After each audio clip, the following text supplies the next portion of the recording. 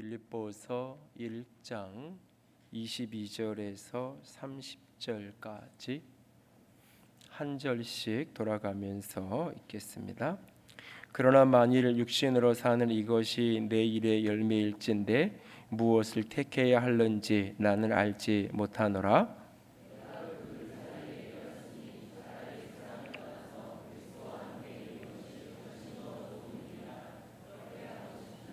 내가 육신으로 있는 것이 너희를 위하여 더 유익하리라.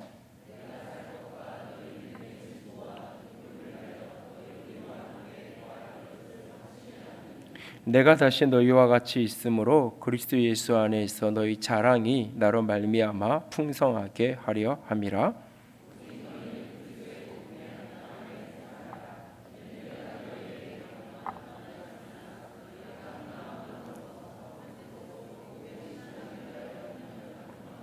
무슨 일에든지 대적하는 자들 때문에 두려워하지 아니하는 이 일을 듣고자 함이라. 이것이 그들에게는 멸망의 증거요 너희에게는 구원의 증거니 이는 하나님께로부터 난 것이라.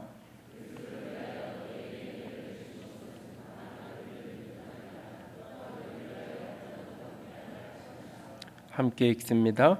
너희에게도 그와 같은 싸움이 있으니 너희가 내 안에서 본 바요 이제도 내 안에서 듣는 바니라. 아멘.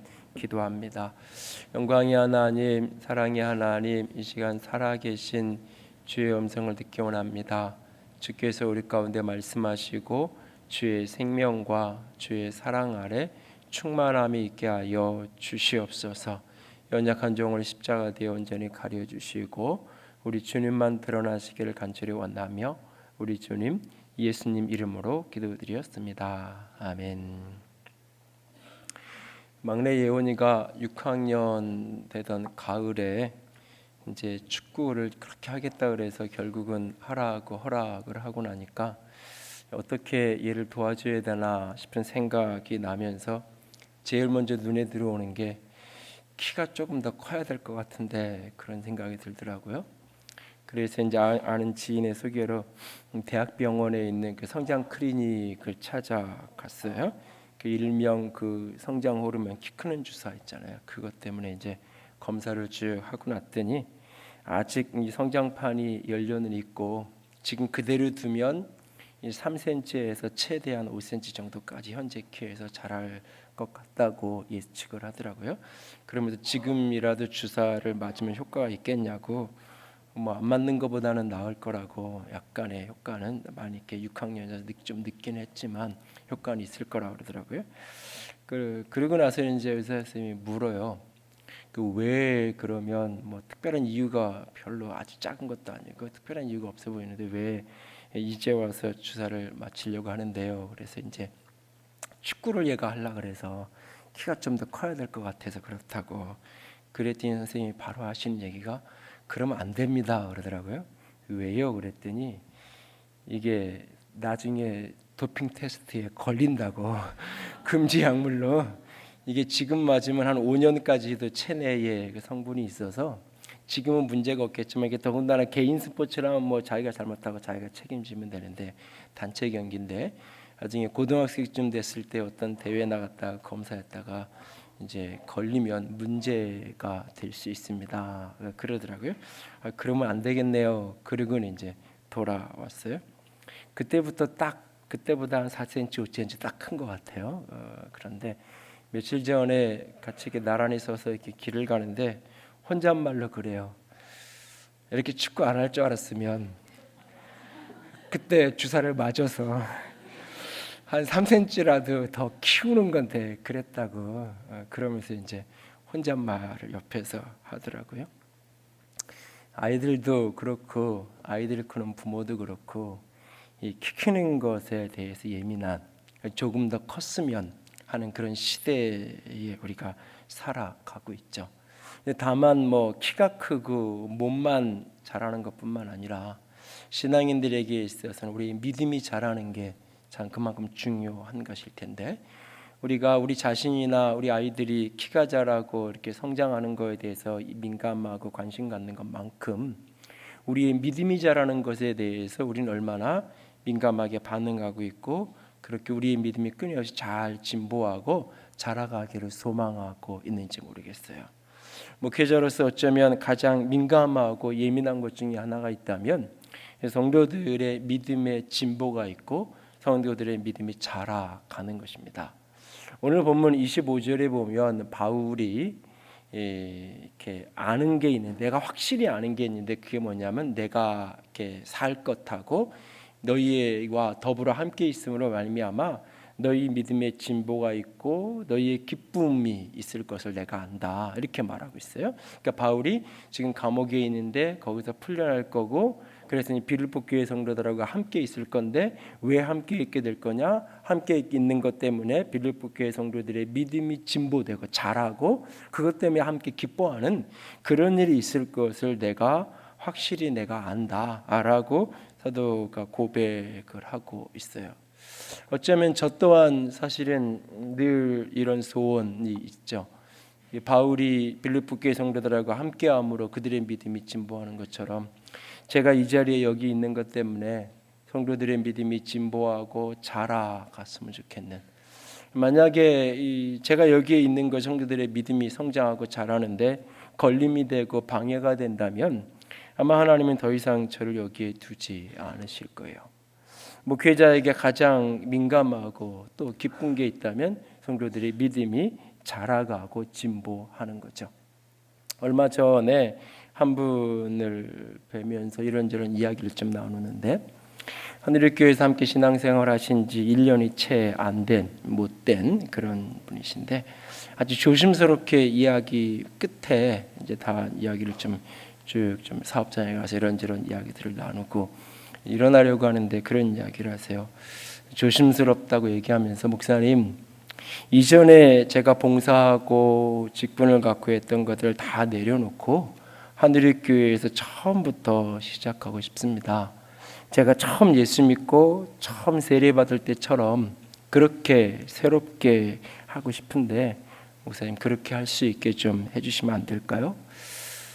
뭐 이런저런 이야기를 조금 더 나누고 나서 이렇게 돌아오면서, 이렇게 멀지 않은 길이지만 이렇게 운전하고 오면서 제 마음에 두 가지 감정이 교차되는데, 하나는 감사한 마음이고 하나는 두려움이 이렇게 밀려오는 걸 느낍니다.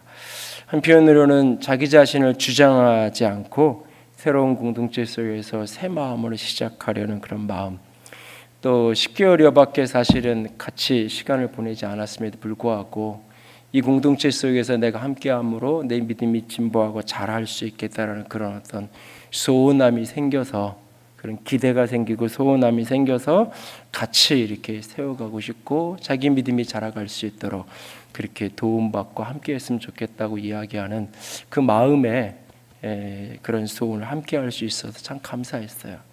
그런데 순간 제 안에 밀려드는 두려움은 뭐냐면, 과연 우리 교회는 나는 그럴 수 있는 그릇일까? 참 귀한 분이고 귀하게 이전 공동체에서 섬기고 헌신하고 그렇게 살아온 분인데, 그의 믿음이 또 이렇게 이런저런 이유로 새로운 공동체에서 신앙의 여정을 떼어가면서 어제보다 진보하고 자라야 되는데 오히려 이것이 거침이 되고 걸림이 된다면 어떡하지? 그렇게 되어서는 안 되는데, 그러면서 이렇게 하나님 도와주세요 하는 그 외마디 기도가 이렇게 운전을 하고 오면서 계속 제 속에서 흘러나오는 것을 보았는데요. 우리 속에 어제보다 오늘, 오늘보다 내일 끊임없이 자라감에 대한 소원이 더 커져갈 수 있기를 원합니다. 우리가 7월에 함께 묵상하는 이 큐티인 본문이 고린도전서 본문입니다. 고린도전서는 바울의 안타까운 이야기들이 참 많아요.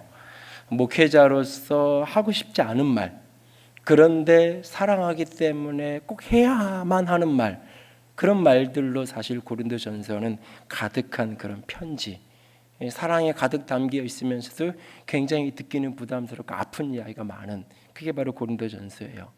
이 고린도전서 1장 1절에서 3절 본문을 한번 좀 다 같이 읽어봤으면 좋겠는데요. 같이 읽습니다.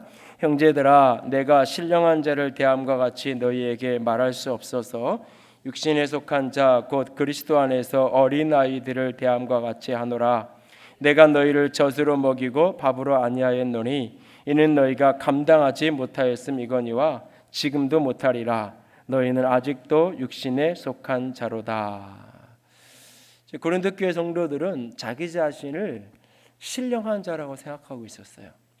왜냐하면 고린도 교회 안에 신령한 은사, 어떤 영적인 차원의 신비적 차원의 은사가 고린도 교회 안에 굉장히 풍성했기 때문에, 그런 은사를 가진 사람들이기 때문에 자기 자신이, 그리고 우리 교회는 굉장히 성숙하고 영적이고 신령한 교회고 그런 성도들이라고 스스로 생각하고 있는 거예요. 그런데 바울이 보기에는 그리스도 안에서 너무나 어린아이, 그것을 바울은 육신에 속한 자, 그리스도 안에서 어린아이라고 표현을 하고 있어요. 스스로는 신령한 자, 그리스도 안에서 장성한 어른다운 성숙한 신앙이라고 스스로 생각하고 있는데, 목회자인 바울의 보기에는 영적인 어린아이인, 그래서 밥을 주는데 밥은 먹을 수가 없는, 그래서 늘 젖으로밖에 먹일 수밖에 없는, 밥은 감당이 안 되는, 소화를 못 시키는 그런 영적인 어린아이, 그리스도 안에서 어린아이의 모습을 보게 돼요. 여기 이 고린도전서 3장 이 본문에 목회자에서 가장 하기 싫은 단어 두 가지가 나와요. 지금도, 아직도. 그때 감당이 안 됐는데, 그때는 어린아이였는데 지금도.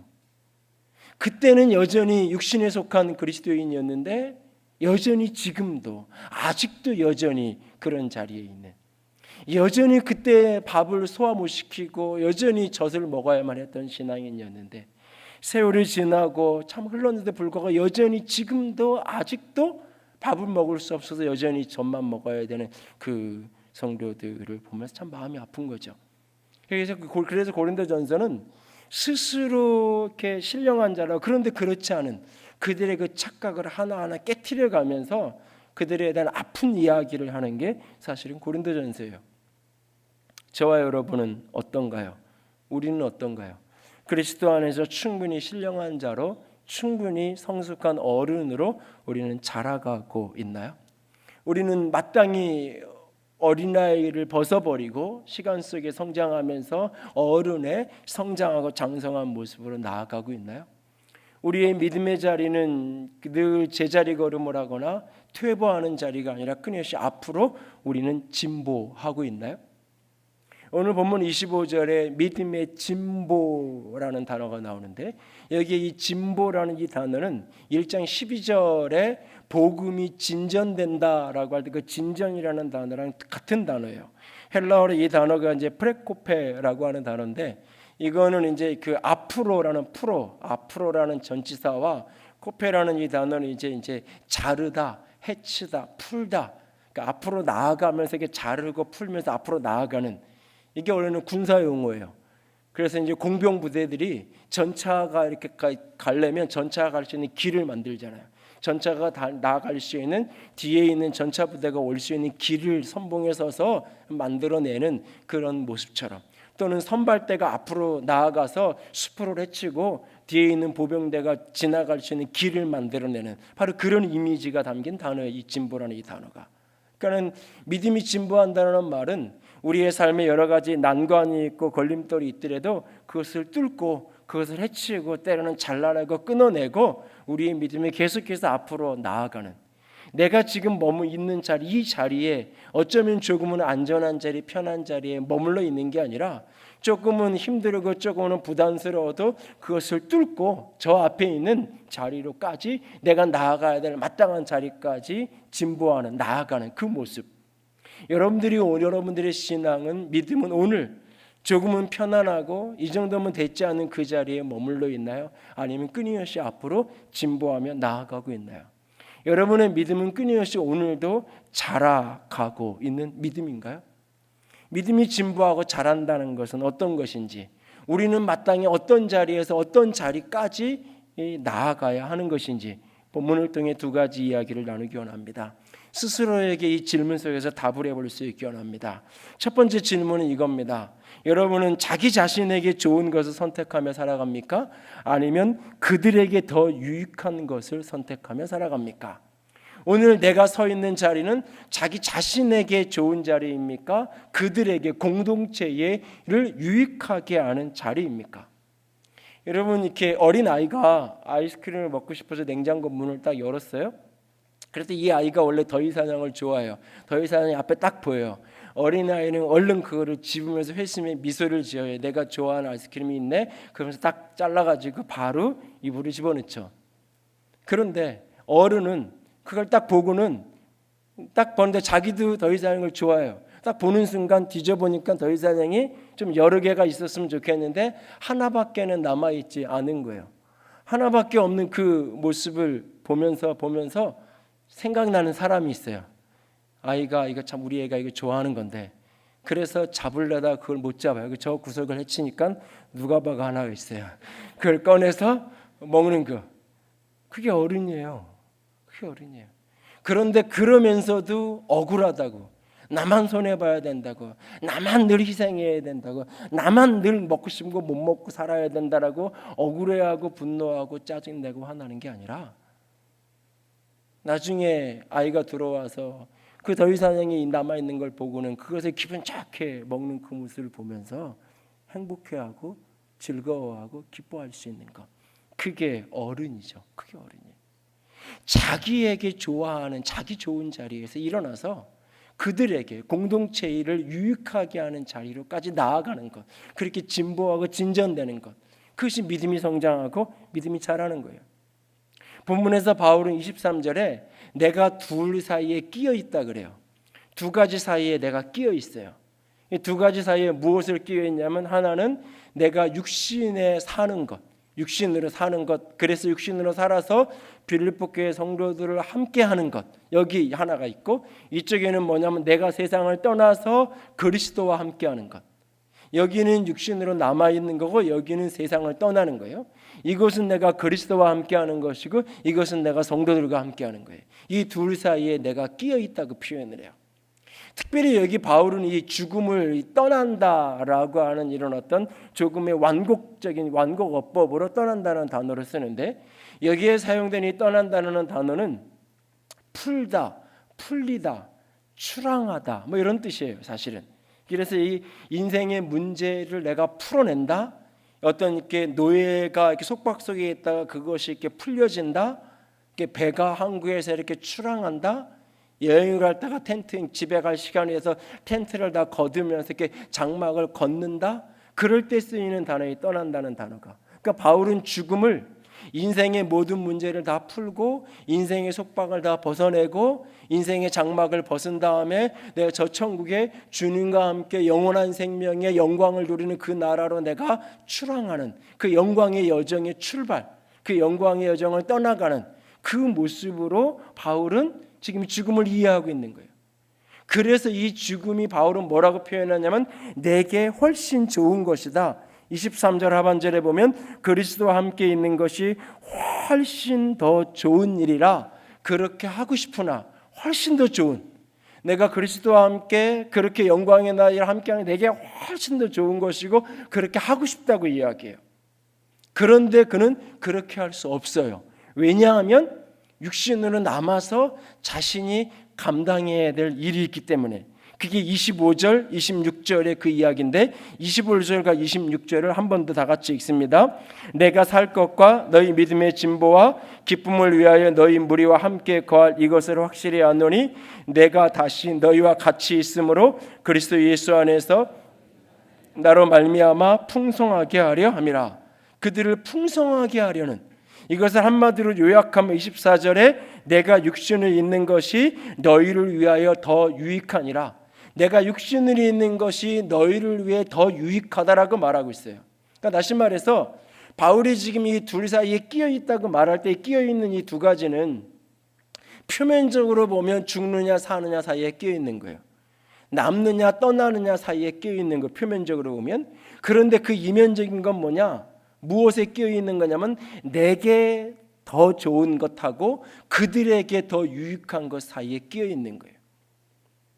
우리도 인생의 많은 문제 속에서 꼭 죽고 사는 문제가 아니어서 우리의 수많은 선택의 순간에 우리는 이 두 사이에 끼어 있어요. 사실은 나에게 좋은 걸 선택할 것이냐, 공동체에 그들에게 유익한 것을 선택할 것이냐, 이 둘 사이에 끼어 있죠. 사실은 우리가 믿음을 가지고 신앙생활을 한다고 할 때 신앙의 출발은 다 내게 좋은 것을 선택하면서 신앙생활을 시작하는 거예요. 신앙이 나에게 유익이 되고 신앙생활하는 것이 나에게 축복이 될 거라 시작이 되는 거예요. 때로는 병들었을 때에 믿음을 가지면 병에서 나을 수 있을까? 아이들이 참 속썩이기 힘들게 하는데 신앙을 가지면 아이들이 조금 잘 자랄 수 있을까? 이런 단순한 생각에서부터 믿음의 여정을 한 걸음 떼기 시작해요. 그러다가 어느 날 예수 그리스도의 복음을 깨닫게 되고 십자가가 나의 십자가로 받아들여지면서 내가 구원의 은혜를 깨닫게 돼요. 그러면서 내가 천국 백성이 되어 하나님의 자녀가 되어지고 내가 그 은혜 속에 내가 살아가게 돼요. 그런데 그렇게 하나님의 은혜가, 하나님의 축복이 내 인생의 문제를 해결하는 것으로 끝나지 않고 어느덧 나아가면 이제 신앙이 나를 위해서 하던 신앙이 조금 더 나아가서 내가 주를 위해 살아가고 내가 공동체를 위해 살아가고 내가 이웃을 위해 살아가는 삶으로 내가 진전되어지고 진보하고 나아가는 거예요. 자기에게 좋은 것을 선택하며 살아가던 사람이 공동체에 그들에게 유익한 것을 선택하며 살아가는 사람으로 자라가는 것, 이게 어른이 되는 거예요. 우리는 오늘날 온통 자기 좋은 것 하며 살아가라는 메시지에 가득한 시대를 살고 있어요. 그래서 자녀들에게도 너 좋은 거 하며 살라 그래요. 엄마 아빠는 그렇게 못했는데 너 하고 싶은 거 하며 살아가라고 이야기해요. 여러분 잘 생각하세요. 그 말은 너는 평생 어린아이로 살아. 엄마 아빠가 네 인생 평생 울타리에 해서 평생 책임져 줄 테니까 너는 항상 너 좋은 일만 하고 살면 돼 라고 하는 이야기일 수 있어요. 그래서 나이 40이 넘어도 여전히 엄마에게 빌딩 청소하는 어머니에게 용돈 받아서 쓰고 용돈 더 주지 않는다고 화내고, 나이 40이 넘었어도 아버지가 유산 있는 거, 재산 있는 거 내 이름으로 명의 일찍 안 해준다고 오히려 분노하고 화내고 짜증내고, 자녀를 내가 어떻게 보면 너 좋은 일 하며 살아라고 하는 그 말이 사실은 본심은 그게, 의도가 그게 아니지만 왜곡돼서 전달되면 너 평생 어린아이처럼 살아.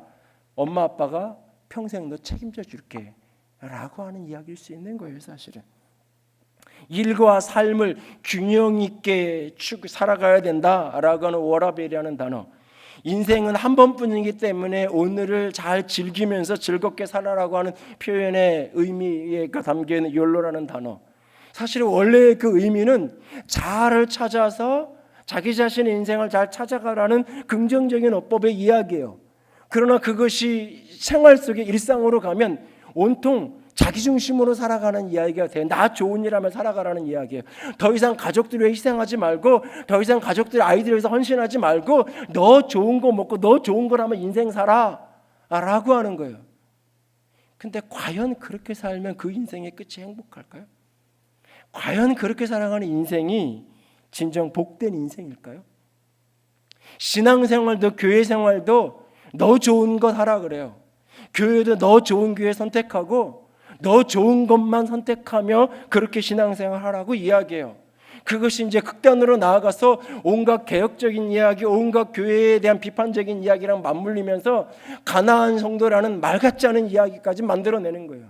그 말을 아주 단순하게 이야기하면 나 하나님은 믿지만 나 신앙생활을 안 하겠다. 나 하나님을 믿어서 천국은 가겠지만 나는 교회 생활이라는 건 안 하겠다. 내가 듣고 싶을 때 가끔 설교 듣고 내가 나가고 싶을 때 가끔 교회 나가고 어떤 책임도 지지 않으세요. 나는 그렇게 살아가겠다 하는 이야기로 왜곡될 수 있어요. 때로 어떤 경우 일시적인 기간 동안 진짜 상처받고 힘들어서 쉼을 가지고 그런 어떤 회복의 여정일 수도 있겠지만 대부분은 사실은 그렇게 나 좋은 대로 나 원하는 대로만 신앙생활에 가면 그게 진정 기쁨이 있는 신앙생활일까요?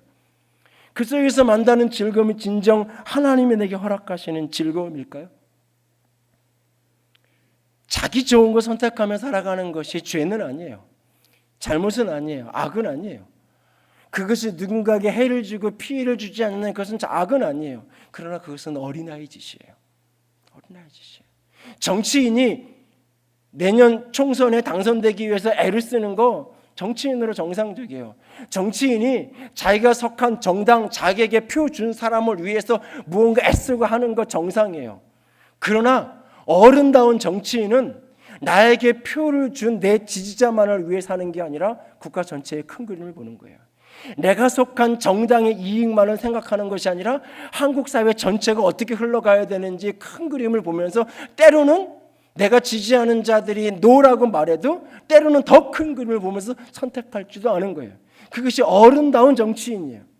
그 어른다운 리더, 어른다운 정치인이 없어서 온통 자기 이익뿐인 어린아이 같은 정치인들만 가득해서 존경할 만한 표를 찍을 그런 사람이 없다고 얘기해요. 그러니까 늘 새로운 사람을 뽑아야 되잖아요. 우리는 늘 어린아이 같은 정치인만, 그래도 어린아이가 어린아이 짓 하면 그래도 그냥 바지니까,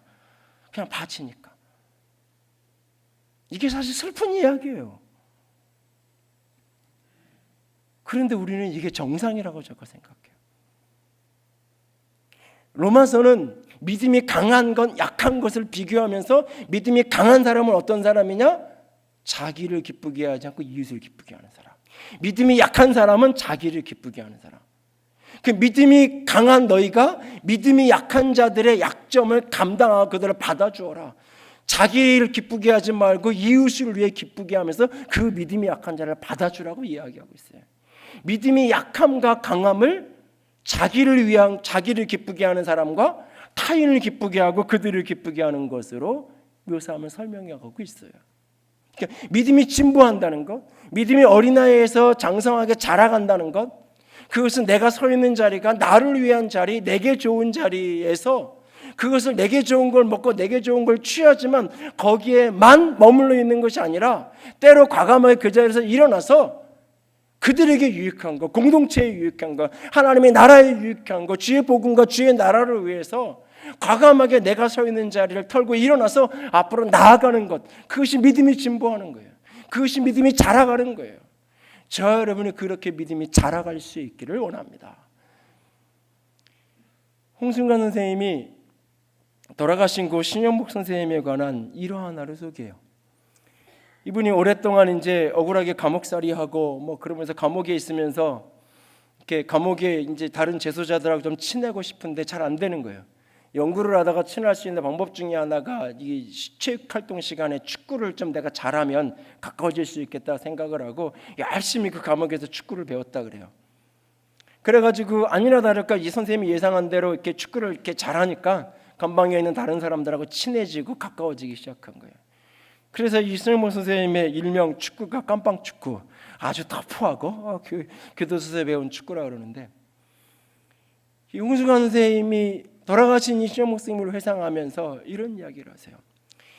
이분이 이제 복권이 되고 나서 이렇게 부천에 있는 성공회대학교에서 이제 교수로 꽤 계셨는데, 거기에서 이제 교편을 잡고 있는 동안 토요일이면 늘 이제 같은 교수들하고 어떤 이제 사회 운동가들하고 이렇게 시인들하고 같이 모여서 축구를 즐기셨다 그래요. 그 시절 신 선생님의 축구를 한마디로 요약하면 홍승환 선생님은 뭐라고 표현하냐면 배려 축구다 이렇게 표현을 해요. 왜 그런가요? 물으면 그런 이렇게 얘기해요. 신효목 선생님은 자기한테 공이 오면 같이 축구하는 사람 중에 한 번도 오늘 공을 못 잡아본 사람, 한 번도 공을 못 잡은 사람, 그런 사람에게 공을 준다는 거예요. 여러분 축구가 재밌어요? 재미없어요? 내가 공을 많이 갖고 놀면 재밌어요. 근데 공을 한 번도 만지지 못하고 이렇게 뛰어만 다니고 나면 하나도 재미없는 거예요. 그러니까 오늘 공을 한 번도 못 만져본 사람에게 공을 주는 거예요.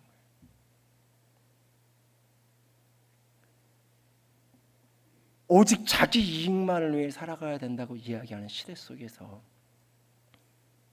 어찌 보면 아무것도 아닌 것 같지만 사고 자체가 나만을 위해서 이게 아니라 타인을 위해서 자신을 내어주죠. 내가 공을 드리블하고 싶고 내가 멋지게 슛을 날리고 싶죠. 그럴 때 옆에 있는 친구들에게 다른 사람, 오늘 특별히 한 번도 공을 잡아보지 못한 사람들, 그래서 다 같이 즐겁게 놀 수 있도록 주말 오후에 함께 그냥 즐기는 거잖아요.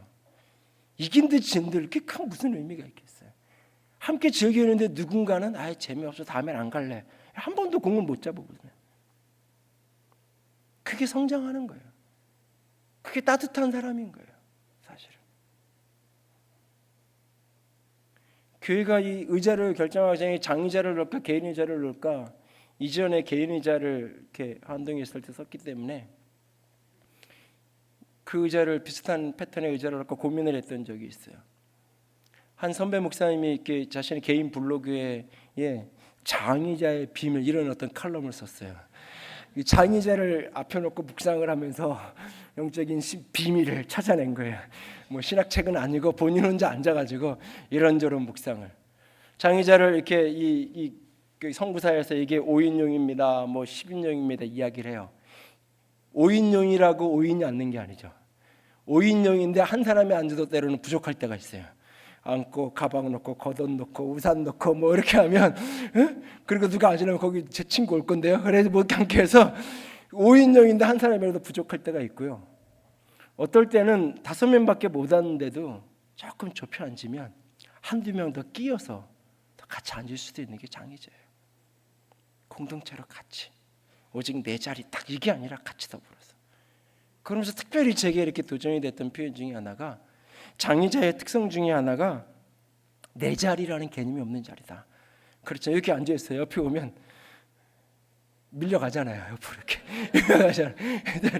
밀려가잖아요. 저 자리는 앞에서 세 번째 줄, 두 번째 자리는 누구누구 자리에 고정석이 없잖아요. 이거는 내가 일어났다가 다음 주에 오면도 다른 사람이 거기 앉을 수 있는 거예요. 누구나 다 얼마든지. 교회가 그렇지. 교회가 그래야지. 고정석이 있고 지정석이 있고 내 자리, 내 권위, 이 기능적인 어떤 지위나 직분 이런 거에 유연성도 있어야 되고 맞아 그게 교회지. 그러면서 장의자가 저는 이렇게 장의자를 개인자로 움직이는 것 때문에 유연성을 생각해서 이게 치우고 여기서 다른 것도 쓸 수 있고 그런 생각을 주로 해서 개인 의자를 생각했었는데 이 장의자 자체가 많은 유연성을 갖고 있는 좌석이구나. 그럴 수 있겠구나. 제가 이제 그 글을 이제 읽고 그런데 설계하신 분이 또 여기는 장의자를 놔야 된다고 또 강력하게 이야기도 하시고 그래서 이제 장의자를 갖다 놓은 건데 여러분 이렇게 5명 앉을 때 혼자 앉지 마시고 같이 여러분 우리가 어른이 된다는 것은 내게 좋은 것, 내가 편한 것, 내가 먹고 싶은 거에서 일어나서 그들에게 유익한 것, 공동체에 유익한 것 그 자리로 나아가는 그게 어른이에요. 그게 믿음의 진보를 가져오는 사람의 모습이에요. 여러분은 오늘 어떤 자리에 서 있나요? 여러분은 오늘 어떤 자리로 나아가고 계신가요? 두 번째 또 하나의 질문은 은혜로 믿을 뿐인가 은혜로 고난을 받고 있는가라고 하는 질문이에요. 내가 받은 은혜로 말미암아 내가 믿는 것으로 끝나고 있는가 아니면 그 믿음의 은혜가 나로 하여금 고난받는 자리로까지 나아가게 하고 있는가. 본문 27절을 좀 보시면 27절을 보면 오직 너희는 그리스도의 복음에 합당하게 생활하라 그래요. 복음에 합당하게 하나님의 시민답게 살아가라고 이야기하고 있어요. 그리고는 28절 중간에 보면 이 일을 듣고자 함이라 그래요. 바울이 이 빌립보 교회 성도들에게 복음에 합당하게 생활하라고 이야기해요. 동시에 그 복음에 합당하게 생활하는 걸 내가 듣고 싶다 그래요. 근데 그걸 구체적으로 복음에 합당하게 생활하는 게 뭔가 바로 구체적으로 듣고 싶은 내용이 뭔가 그게 27절 하반절과 28절 상반절의 두 가지로 요약돼요. 첫 번째는 27절 하반절을 보면 한 마음으로 서로 한 마음으로 서서 한 뜻으로 복음의 신앙을 위해 협력하는 것. 한 마음 한 뜻으로 서서 복음의 신앙을 위해 협력하는 것을 보고 싶고 그런 이야기를 듣고 싶고 두 번째는 28절에 무슨 일에든지 대적하던 자들 때문에 두려워하지 않는 대적하는 날이 다 일어나는데 그것 때문에 두려워하지 않는 것을 내가 듣고 싶다라고 이야기해요. 조금 전에 제가 진보라는 단어가 군사용어라고 그랬어요. 여기 27절에 한 마음으로 서서 이 서서라는 이 단어도 군사용어고 28절에 대적하는 자 이것도 전 군사용어고 이 30절에 너희에게도 그와 같은 싸움이 있으니라고 말할 때 이 싸움이라는 단어도 사실 전투라는 군사용어예요. 군사용어가 여기 이제 계속 이렇게 반복적으로 본문 속에 등장하는 것을 보게 되는데요. 바울이 머릿속에 그리는 건 뭐냐면 하나님의 교회가 빌립보 교회가 그리스도의 교회가 대적하는 자 앞에 당당하게 연합돼서 함께 한 마음 한 뜻이 돼서 막 당당하게 전장터에 가서 딱 맞서 서 있는 두려움 없이 대적을 향해 서서 그 대적을 향해서 나아가고 있는 그 그림을 머릿속에 바울이 그리고 있는 거예요 지금. 그런데 동서고금을 막론하고 이 전쟁터에 어린아이를 내보내는 국가는 없어요. 전쟁터에는 가장 젊고 가장 강한 그런 어떤 젊은 용사를 전쟁터에 나가는 거죠. 어른이 돼야만 전쟁에 싸울 수 있는 거예요. 어린아이가 단합해서 연합해서 함께 두려움 없이 나아갈 수가 없어요. 이게 당당하게 나아가려면 어른이 돼야 돼요. 그래서 이 본문에서 가장 중요한 키포인트가 29절에 나오는 표현이에요. 29절 말씀을 다 한번 같이 읽습니다. 그리스도를 위하여 너희에게 은혜로 주신 것은 다만 그를 믿을 뿐 아니라 또한 그를 위하여 고난도 받게 하려 하심이라. 그를 믿을 뿐 아니라 고난도 받게 한다. 무엇 때문에? 그걸 위해서 하나님의 은혜가 우리에게 왔다고 이야기해요. 무슨 얘기냐면 하나님의 은혜가 우리에게 부어져서 십자가의 은혜, 복음의 은혜가 내게 부어져서 내가 그 예수 그리스도를 믿음으로 구원받아 하나님의 자녀가 되었고 영적인 충만한 복을 내가 부유함을 누려요. 그 은혜를 내가 받았어요. 이 은혜로 내가 믿는 것으로 끝나는 게 아니라 그 자리에서 일어나서 주의 나라를 위해서 주의 영광을 위해서 내가 고난받는 자리까지 나아가는, 그게 바로 영적인 군사가 돼서 대적하는 자들이 왔음에도 불구하고 두려움 없이 담대하게 서로 연합해서 한 팀이 돼서 당당하게 대적을 향해 맞서 싸우고 있는 그 모습, 고난받는 자리까지 나아가는 모습, 이 싸움을 우리가 싸워야 한다고 이야기하고 있어요. 여러분, 은혜가 우리를 고난받는 자리를 이끌어간다고 할 때 그 고난은 우리를 넘어지게 하고 힘들게 하고 고통스럽게 하는 게 목적이 있는 게 아니에요. 며칠 전에 그 손흥민 선수에 대해서 다룬 TVN 다큐멘터리 손세이셔널 해서 그를 만든 시간이라는 6부작 다큐멘터리가 반영이 되는데 그 중에 4편인가를 이렇게 잠깐 봤는데 거기에 이런 장면이 나와요. 그 손흥민 선수가 이제 아버지가 선수 출신의 손흥정 씨가 이제 어렸을 때 많이 훈련을 시켰는데 얼마나 훈련을 시켰는지 떼학볕에 너무너무 이렇게 힘드니까 이렇게 탈진이 되고 이렇게 당이 떨어져서 움직일 수 없는 상태가 되면 슈퍼에 가서 초콜릿하고 사탕하고 먹고 다시 와서 또 뛰고 뭐 그렇게 훈련을 시켰다 그러는데 이 손흥민 선수의 4살 위에 형도 축구에 타고난 재능이 있는 친구인데 이제 부상으로 있어 지금은 이제 풋살 선수 감독을 한다 그러는데 그 형이 인터뷰를 하는데 이런 얘기를 해요. 어느 날 아버지가 자기랑 흥민이랑 그 연습을 막 훈련을 시키고 있는데 운동장에서 경찰이 갑자기 온 거예요. 경찰차가 쫙 오더니 경찰이 온 거예요. 그 어떻게 된 거냐고 물어보니까 누가 지나가다가 신고를 한 거예요. 저거 이상한 사람이라고, 애들을 저렇게 학대한다고, 운동장에서 애들을 학대한다고 그러면서 신고를 한 거예요. 경찰이 와서 아니 내가 아버지고 우리 애들이라고 그러면서 이제 설명을 하고 이제 되돌아갔다고. 그러니까 그런 일화가 있을 만큼 훈련을 혹독하게 시킨 거죠. 그런데 손흥민 선수는 자기 아버지가 어떤 아버지냐고 물어서 이렇게 얘기해요. 제 축구의 선배고 친구고 스승이고 좋은 아버지고 저한테는 완벽한 사람이라고 아버지를 소개해요. 그런 아버지 밑에 태어나서 타고난 축구에 재능이 있고 그런 아버지 밑에 태어나서 좋은 기술을 배우고 기본기를 배울 수 있는 은혜가 있었어요. 그 은혜가 저절로 그를 세계 탑클래스의 선수를 만들어 놓은 게 아니에요. 그 은혜는 혹독하게 훈련받게 만들었어요. 그 은혜가 나를 혹독하게 연단해서 세계 최고의 선수가 되는 자리까지 나를 끌고 간 거예요. 이것이 하나님의 은혜예요. 내가 하나님의 은혜로 말미암아 믿음으로 구원받고 하나님의 자녀가 되고 하나님의 구원을 받은 백성으로 끝나는 것이 아니라 그 은혜는 나를 훈련시키고 그 은혜는 나를 연단시켜서 그 고난 가운데 나를 빚어지게 해서 그리스도의 온전한 자로, 그리스도의 장성한 대로, 강한 그리스도의 군사로 그가 나를 빚어가시고 그가 나를 훈련시켜 가시는 거예요. 그래서 하나님의 은혜라는 말은 때로 하나님의 능력이라는 말과 늘 동의어가 되는 거예요. 하나님의 은혜가 있는 곳에 하나님의 능력이 거하는 거예요. 그래서 내가 약한 그때가 내가 가장 강함이라고 바울은 고백하는 거예요. 내가 연약할 때, 내가 곤고하고 피곤하고 고단하고 약한 그때 내가 가장 강한 것이다. 왜? 그리스도의 능력이 내게 머물기 때문에. 하나님의 은혜 가운데 있는 거, 하나님의 능력 가운데 있는 거, 그 모든 고난을 짊어지고 그 고난의 여정을 통해 내가 아름답게 빚어져 가는 거예요.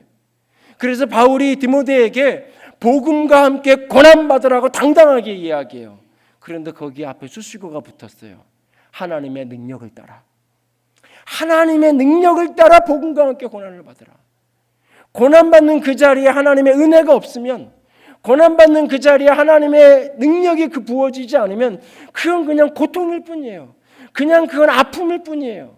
그냥 혹독한 여정일 뿐이에요. 그런데 그것에 은혜가 부어지면, 하나님의 능력이 덧입혀지면 그 과정을 통과해내서 나는 최고의 선수를 빚어지는 거예요. 내가 하나님의 위대한 그리스도의 군사로 어두움의 대적과 두려움 없이 맞닥뜨릴 수 있는 그런 강한 그리스도의 사람으로 내가 진보하고 진전하고 자라가는 영적인 사람이 되어 주 앞에 서게 되는 거예요. 이 손은용 씨가 아이가 14살이 될 때까지 이렇게 우승을 목표로 하는 일반 축구팀에 아이를 보내지 않고 기본기만 계속해서 훈련을 시켰다 그래요. 근데 그 다큐멘터리에서 손흥민 씨가 이런 이야기를 하세요. 다른 사람이 아닌 내 손으로 두 아이를 가르칠 수 있어서 다행스럽고 행복했다고. 그런데 두 아이를 너무 혹독하게 가르친 것 때문에 지금도 너무너무 미안하다고. 혼자서 가슴으로 울 때가 많아요. 가슴으로 울 때가 많아요. 이게 어쩌면 하늘 아버지의 마음이에요. 그냥 그 고난 없이 여러분 그냥 건져내고 편안하게 은혜 아래서 은혜롭게 편안하게 우리의 인생을 하나님이 이끌어 가실 수 있어요. 그런데 그러면 우리는 평생 어린아이일 수밖에 없는 거예요. 자라갈 수 없는 거예요. 내게 가진 어떤 타고난 재능이 있고 내게 가진 어떤 능력이 있어도 그게 꽃피워질 수가 없는 거예요. 그렇기 때문에 아프지만 돌아서서 가슴 아파 울지만 훈련시키는 거예요. 야단시키는 거예요. 왜? 그렇게 해서 자라가게 하기 위해서. 저 여러분이 고난의 여정을 거쳐가면서 그리스도 안에서 아름답게 빚어져가고 또 자라져 갈 수 있기를 원합니다. 여러분, 예수를 믿고 그 은혜를 받았다는 것이 내가 주를 믿는 자리로 끝나는 것이 아니라, 그래서 하나님이 내게 무엇을 주셨는가로 끝나는 것이 아니라 주의 나라를 위해 고난받는 자리까지 나아갈 수 있게 원합니다. 역설적인 것은 그 고난이 나를 더 성장하게 만들어요. 역설적인 것은 내가 그들을 위해서 헌신하고 내가 그들의 이익을 위해 살았던 것이 오히려 나를 더 진보하게 만들고 나를 더 성장하게 만들고 나를 더 큰 거목이 되게 만들어가는 게 역설적인 신비예요. 사실은 하나님 앞에서 여러분들이 끊임없이 그렇게 내가 서 있는 자리, 나에게 좋은 자리에서 그들을 유익하게 하는 자리로, 은혜로 믿을 뿐만 아니라 고난까지 감당할 수 있는 자리로 여러분의 믿음이 진보하고 자라가질 수 있기를 원합니다. 어제 오후 늦게 말씀을 다 정리를 어느 정도 해놓고 본문을 다시 들여다보는데 답답해요.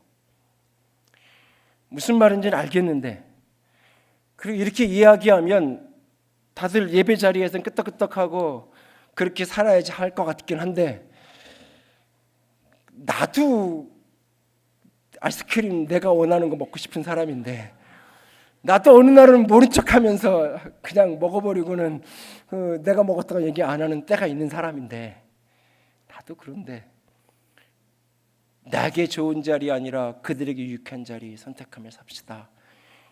은혜로 믿을 뿐만 아니라 고난받는 자리까지 나아갑시다 하고 기도하고 하면 그래야지 그러겠죠. 근데 바로 문에 나가는 순간 엘리베이터 앞에서 갈등하고 식당에 줄 서면서 갈등하고, 여전히 또 나는 내가 좋은 자리 가고 싶고 은혜를 입어서 편한 자리 찾고 싶은 게 난데, 우린데. 이런 말씀이 무슨 의미가 있을까? 그 남 깊은 곳에서 답답함, 공허함, 나도 안 되는 건데, 말은 이렇게 하지만 나도 눈이 절로 가는데, 마음이 이렇게 답답하게 앉아있는데, 친구가 SNS에 찬양 한 곡을 올려놨어요. 마커스의 주는 완전합니다. 제목이 주는 완전합니다. 근데 그 찬양의 시작은 주여 우린 연약합니다. 우린 오늘 힘겨워합니다. 주의 뜻을 이루어 살기에는 부족합니다. 주여 우린 넘어집니다. 오늘 또 실수합니다. 오늘도 긍휼을 구할 수밖에 없는 죄인입니다. 그런데 그 너머에 우리는 주님을 바라봅니다. 한없는 주님의 은혜가 온 사상에 가득합니다. 그 무엇으로도 가릴 수 없고 숨길 수 없는 하나님의 영광이 온 땅에 가득합니다. 그래서 내가 주의 길을 따르기 원합니다. 주님이 길이기에 주님의 그 은혜 의지하고 주님의 영광 바라보며 내가 가기 원합니다. 나를 온전히 이루실 주님 당신은 완전한 분입니다. 이 찬양을 몇 번을 반복해서 듣고 흥얼거리면서 그래, 내가 결심한다고 되는 게 아니지, 내가 그렇게 해야 한다고 되는 게 아니지. 하나님 나를 도와주세요. 하나님 우리에게 은혜를 주세요. 우리는 연약하지만 당신은 완전한 분이잖아요. 하나님 우리의 믿음이 진보하도록, 어린아이 같은 내가 하나님의 돌보심 속에서 자라갈 수 있도록 하나님 우리를 양육해 주세요. 완전하신 당신의 손에 나를, 우리를, 성도들을 맡깁니다. 오늘 우리가 이 찬양을 함께 같은 마음으로 고백할 수 있게 원합니다. 함께 찬양합니다. 주여 우린 연약합니다. 우리는 오늘 힘겨워합니다. 주 뜻 이루어 살기엔 부족합니다. 우린 연약합니다. 함께 고백하며 나아갑니다. 주여 우린 연약합니다. 우린 오늘을 힘겨워합니다.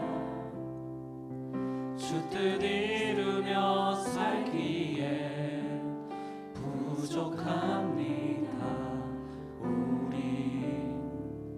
우린 연약합니다. 주여 우린 넘어집니다. 주여 우린 넘어집니다. 오늘 하루 또 실수합니다. 주의 긍휼을 구하는 죄인입니다. 우리 주만 바라봅니다. 한없는 주님의 은혜, 온 세상 위에 넘칩니다. 가릴 수 없는 주 영광, 온 땅 위에 충만합니다. 주님만이 길이오니 우린 그 길 따라갑니다.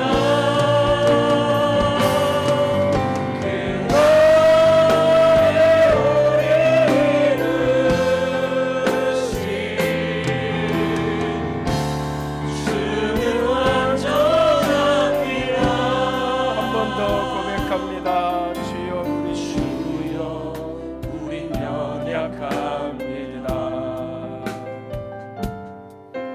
우린 오늘 힘겨워합니다.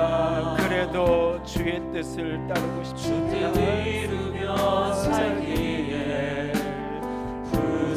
부족합니다. 그래도 전진하고 싶습니다. 우린 연약합니다.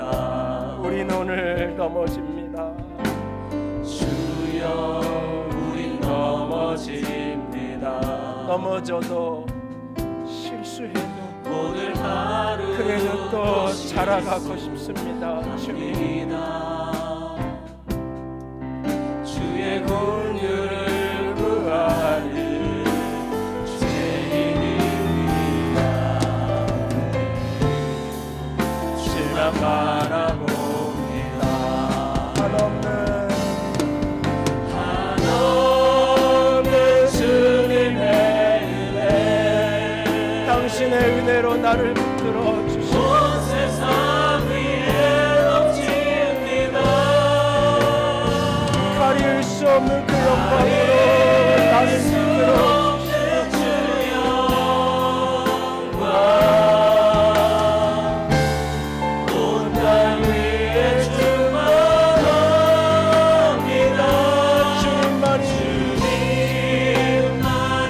내가 주님의 길만을 따라가기 원합니다. 우린 그에게 따라갑니다. 그날에 우리를 이루신 주는 완전합니다. 한없는 주님의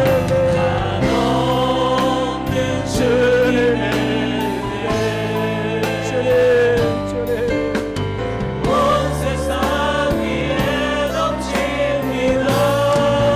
가질 수 없는 그 영광을 이길 수 없는 그 영광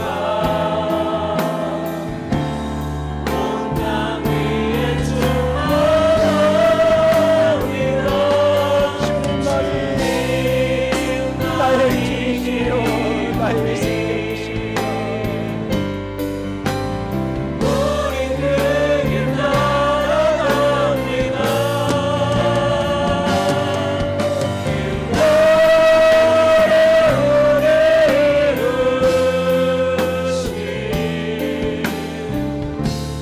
주는 완전합니다. 이 시간 함께 부르시어 나아갑니다. 주여 나의 믿음이 진보하게 하시옵소서. 주여 나의 믿음이 자라가게 하여 주시옵소서. 함께 기도합니다. 사랑의 하나님, 영광의 하나님, 당신의 은혜로 당신의 사랑으로 아버지 주의 영광으로 나의 영혼력을 덮어주시옵소서. 우리의 마음을 덮으시고 우리의 중심을 덮으시옵소서. 아버지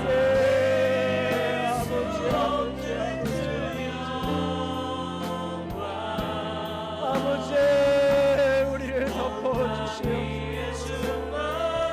아버지 빚어주시옵소서. 주님의 사랑으로 주님의 영광으로 주님의 아름다움으로 가득 아버지 이끌어주시옵소서. 나의 믿음이 진보하여지기 원합니다. 나의 믿음이 자라갈 수 있기를 원합니다. 나에게 좋은 길을 나에게 좋은 길만 찾아가는 것이 아니라 그들에게 유익한 자리, 그들에게 축복이 되는 자리, 공동체를 위한 자리, 하나님의 나라를 위한 자리, 그 자리가 고난받는 자리라 할지라도 내가 믿을 뿐만 아니라 고난받는 자리까지 나아가기 원합니다.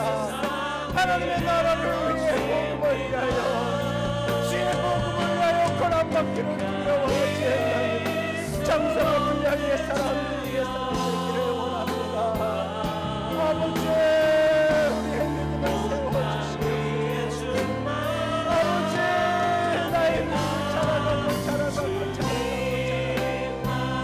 또 자라갈지어다. 우리의 믿음을 자라가고 또 자라가게 하여 주시옵소서. 아버지